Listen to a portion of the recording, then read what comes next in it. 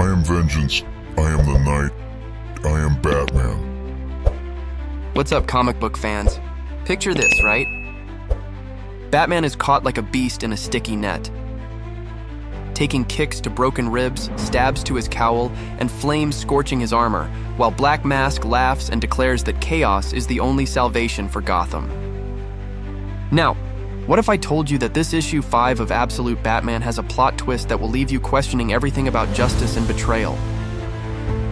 In this video, I'm giving you a faithful, immersive recap of this insane comic book run, full of details that will make you feel like you're inside the panels. If you love a reimagined Batman, stick with me until the end. For those just dropping in or needing a quick refresh, Absolute Batman is a radical reimagining of the Caped Crusader by DC, featuring Scott Snyder on the script and Nick Dragotta on the art that just pulses with life. Here, Bruce Wayne isn't the billionaire playboy with a butler and fancy bat caves. He's a working-class engineer, traumatized by his father's death in a shooting orchestrated by Gotham's corrupt elite. His mother, Martha, is still alive and works with Mayor Jim Gordon, adding serious family stakes to the chaos. Without high-tech factory gadgets, Bruce builds a colossal suit of armor from scrap and becomes a ruthless vigilante against a rotten system. In previous issues, we saw him teaming up with Alfred, a hardened ex-military guy, and facing the Party Animals gang, led by the sadistic Black Mask Roman Sionis. In issue 4, Batman makes a tense deal. He takes $200 million from Black Mask for a truce. Fragile, right? But in Gotham, a truce is an illusion. And issue 5 explodes all of that in a hurricane of emotional flashbacks and brutal action, my dude. But hold up.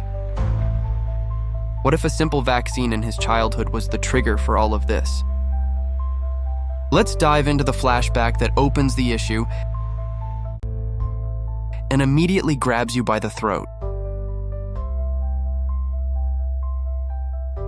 The story starts with a subtle foreshadowing flashback. We see young Bruce in Dr. Leslie Tompkins' office, accompanied by his mother, Martha. Yes, she's alive in this universe, remember? Worried and touching his shoulder as he gets a shot in the arm. The needle goes in and done. Bruce, with that mix of innocence and resolve, says thanks. Thank you, Dr. Leslie, and asks a question. Is this the last one, Doctor? She replies, yes, you're free to go. But, with kind eyes, she still jokes, oh, if you start growing fangs or pointy ears, call me immediately. A confident Bruce replies, okay. Doctor, thanks. The art panels are calm, in pastel tones, contrasting with the sudden image of a ferocious bat snarling. With sharp teeth and red eyes, it cuts to a silhouette in the rain. Otherwise, this must be the end of the matter between you and the bats. It's brilliant. It links Bruce's childhood to his trauma with bats, but in a grounded way. As if that vaccine planted the seeds of the obsession for justice that consumes him. Having his mother still alive adds a partial loss, focusing only on his father. We jump to the present, and the tension cranks up like an elevator heading straight to hell, right? Batman speeds down the rainy streets on his motorcycle, provoking Black Mask's thugs, lunatics and skull masks armed to the teeth. He zooms past, poking the hornet's nest. His thought bubble reads, ah, incredible. Just look at you, right? The Party Animals watch, with the bounty on his head climbing higher and higher on the nearby screens. A part of Bruce wants the confrontation. He heads to the spot, the top of a decaying building, where Black Mask descends from a helicopter like a crime king. Ah, but here comes the masterstroke, eh? What if I told you the bat signal this time is made of pure burning cash? That changes everything, my friend. And that's when the plan explodes. Batman uses the truce money to light the bat signal. Insane. Piles of burning bills on the zoo memorial, forming a giant bat in the night sky. Black Mask, furious to see the signal lit, yells, "Party Animals, the deal is off!" Batman emerges from the shadows in that grave voice. "See, Roman, I don't need cars, planes, or computers. Nothing you have. All I need is Batman.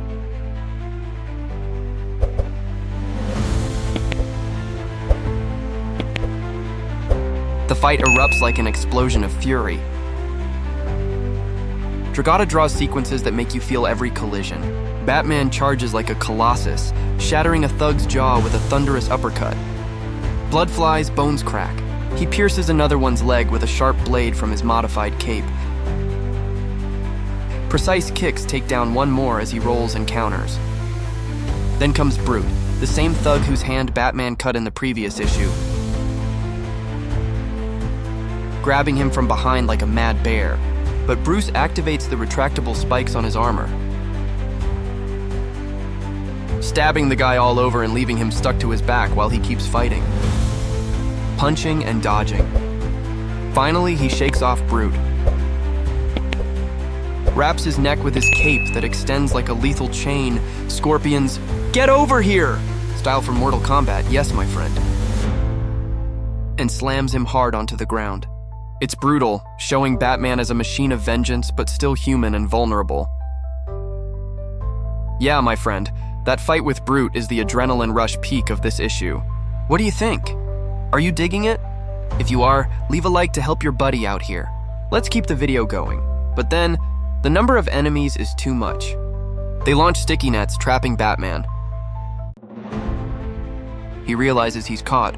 He takes a wicked beating. This part is savage, my friend. The villainess lunges with a knife, slashing his cowl, kicks to the ribs, and she even unleashes fire, burning his armor. The villain Black Mask watches, laughing, sticking to his conviction, right? The dialogue starts because Batman cares about people, but the villain replies, "Fortunately, however you care, Fire." Pretty philosophical, right? Black Mask sees Gotham as a jungle where chaos purifies. Gotham is rotten, right? The weak drown, but chaos cleanses everything. That's the villain's mindset. Instability creates opportunities for those who deserve it, right? Batman quickly counters, "Chaos, that's just an excuse to profit from suffering. Gotham needs justice, not predators like you." Batman still manages to escape because the villain, using his own axe,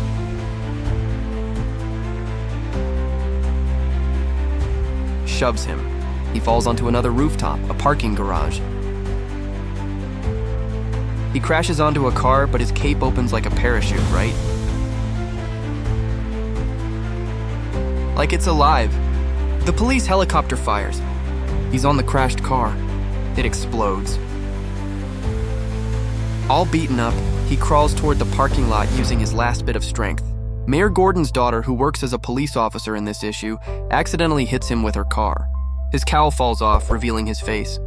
She threatens him, tells him to stay put or she'll shoot. But deep down, she recognizes Batman is fighting for good and lets him escape down the sewer. Then the police radio asks, "Any sign of him, Gordon?" And she says, "No, no sign." A touch of humanity amidst the chaos.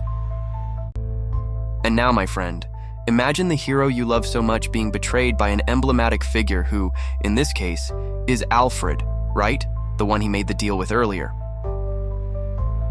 Let's get to the heartbreaking scene. Back at the hideout, Bruce is completely trashed, stitching himself up alone. Alfred, who had been following him, arrives. Bruce kind of begs, "Alfred, I need you, help me. Help me close some wounds, and But Alfred explodes in anger, saying, "Do you have any idea what you've done? This was an obsession, lad, and I do not agree.